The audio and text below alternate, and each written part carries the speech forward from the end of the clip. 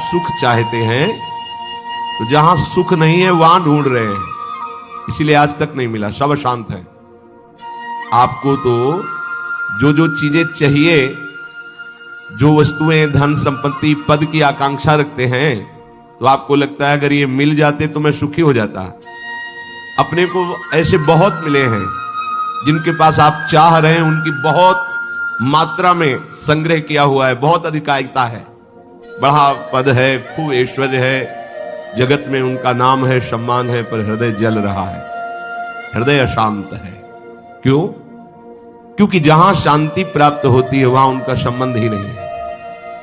अशांतस्य कुतः सुखम, जिसका चित्त अशांत है उसे सुख कैसा? ब्रह्म। कुछ वर्ष की आयु, शरीर समाप्त हुआ, न पद रह गया, न संपत्ति रह गई, न नाम रह गया, न व्यवहार रह गया, न परिवार रह गया, अकेले अपने कर्मों की पोटली बांध करके फिर नया जन्म, फिर वही पढ़ाई लिखाई, दुनिया का प्रपंच, नहीं तो अन्य योनियों में कीड़ा मकोड़ा, पशु पक्षी। विश्राम कहां है? अध्यात्म योग में। श्री भगवान कह रहे निश्रेयसाय, मतलब दुखों का आत्यंतिक नाश, दुख का लेस नहीं जहां। अब अपने तो दुखालय में रह रहे हैं तो सुख को इसी में ढूंढ रहे हैं, तो हम समझते हैं कि अरबों खरबों रुपया मिल जाए, सुंदर सुंदर भोग सामग्री मिल जाए, मैं सुखी हो जाऊंगा। ऐसे अभी इसी भूमंडल पे हैं जिनको खुद पता नहीं कि मेरे पास कितनी धनराशि है, रोज नए नए भोग भोगते हैं, पर नींद नहीं आती, नींद की दवा लेना पड़ता है। मानसिकता बिगड़ी हुई है, विक्षिप्त है, हृदय जल रहा है, हर समय भयभीत है, कहीं ऐसा ना हो जाए, कहीं ऐसा। सुख विनिश्चितम बदामि तेन अन्यथा वचांस में, गोस्वामी जी कहते मैं सत्य कह रहा हूं, मेरी बात अन्यथा नहीं। जब तक तुम हरि भजन नहीं करोगे तब तक तुम्हें त्रिकाल में, त्रिभुवन में कहीं भी शांति नहीं। छूटिबे के जतन विशेष बांधे जाएगो, वह विष भोजन जो सुधा सानी खाएगो। अगर अमृत भी खाएगा तो विष बन जाएगा। हरि विमुखता में तुझे कहीं शांति नहीं मिलेगी। अगर हरि के सन्मुख हो तो विष भी अमृत हो जाए। गरल सुधा रिपु करहि मिताई, गोपद सिंधु अनल शीतला। आग शीतल चंदन की तरह हो जाएगी। समुद्र जो अथाह अगाध है वो गाय के खुर के गड्ढे के समान हो जाएगा। विष अमृत बन जाएगा। दुश्मन सब मित्र बन जाएंगे यदि हरि की कृपा हो जाए तो ये हरि के चरणों का आश्रय ही आत्यंतिक सुख का स्वरूप है। ये कैसे प्राप्त होता है? तो श्री भगवान कहते हैं कि मन ही बंधन और मोक्ष का कारण है। ये जब किसी विषय का चिंतन करता है भोग भावना से, किसी व्यक्ति का चिंतन करता है राग या द्वेष से, तो ये बंधन का कारण बन जाता है। अगले जन्म की ये पूरी तैयारी करा देता है। नाना प्रकार के भ्रमात्मक दुख सुखों में फंसा देता है। और जब यही मन प्रभु का चिंतन करने लगता है, प्रभु के नाम का, प्रभु के रूप का, प्रभु की लीलाओं का, प्रभु के गुणों का, प्रभु के भक्तों का, तो यही मोक्ष का खुला हुआ द्वार हो जाता है।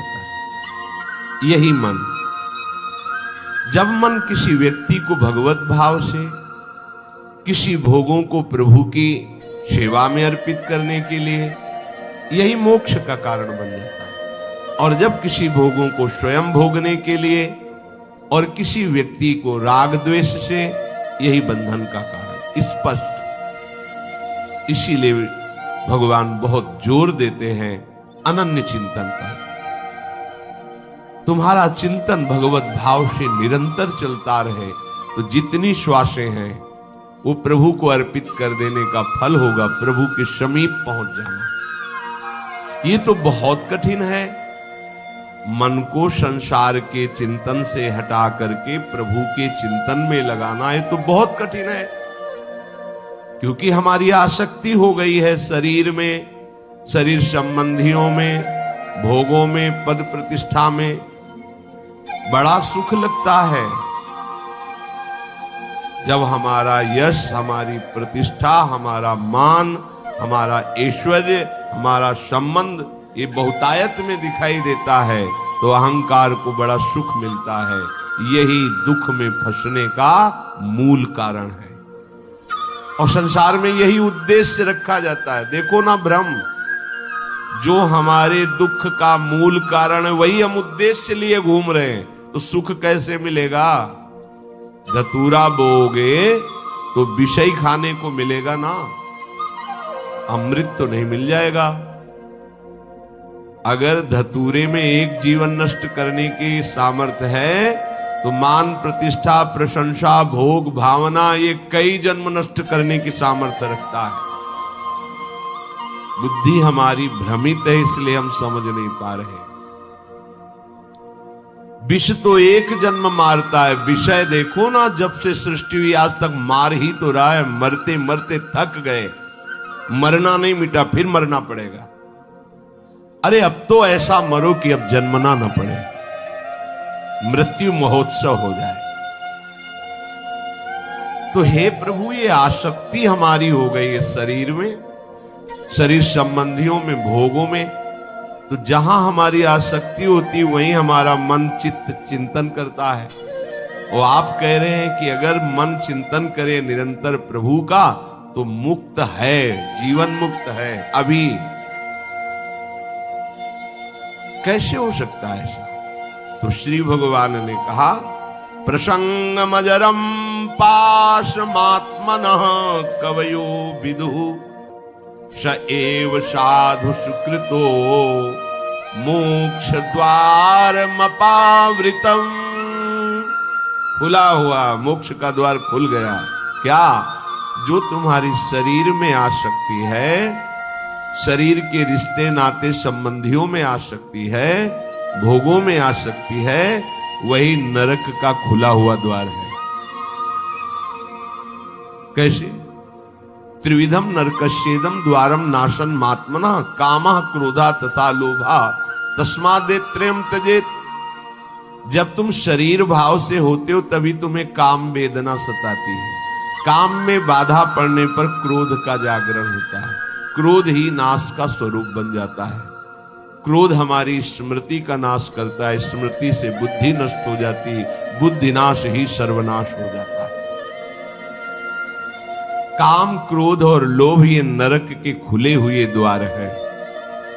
अगर यही आसक्ति प्रभु के प्रेमी महात्मा के चरणों में हो जाए तो कह रहे हैं मोक्ष द्वारम अपावृतम, खुल गया मोक्ष का द्वार।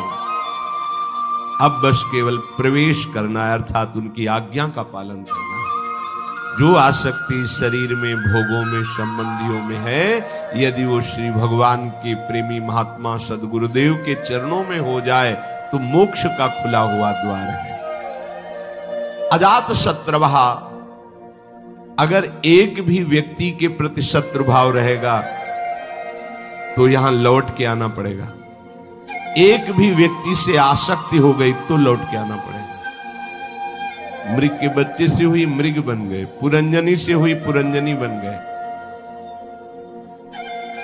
हमारी ऐसी भगवत भावना बढ़े कि पूरी सृष्टि में कोई एक भी शत्रु ना हो। जो तुमसे द्वेष करे उसको प्रणाम करो। यदि भगवत प्राप्ति के मार्ग में बढ़ रहे हो, जो तुमसे ना बोले उससे तुम कभी भी रूठो मत। सामने पड़े तो राधे राधे, श्री हरि। कभी ऐसा नहीं कि ये तो दुष्ट है मैं गाली देता, नहीं नहीं, हमारा प्रभु ही हमारे हृदय को मजबूत करने के लिए ऐसा स्वांग रच रहा है। सच्ची मानना, भगवान अपने भक्त को समर्थ बनाने के लिए लीला करते हैं, वही है, कोई दुष्ट नहीं है। किसकी सामर्थ्य है कि प्रभु के पार्षद को गाली दे दे, प्रभु के पार्षद को पीट दे, प्रभु के पार्षद की अवहेलना कर दे? ये भगवान इसीलिए करवाते हैं कि तुम समर्थ बनो, द्वंद्वों को परास्त करो, ना कि द्वंद्वों से परास्त हो जाओ। तुम मेरे सेवक कहलाकर द्वंद्वों से परास्त हो जाओगे तो ठीक नहीं है। ए भगवान का भक्त, जरा सी बात में देखो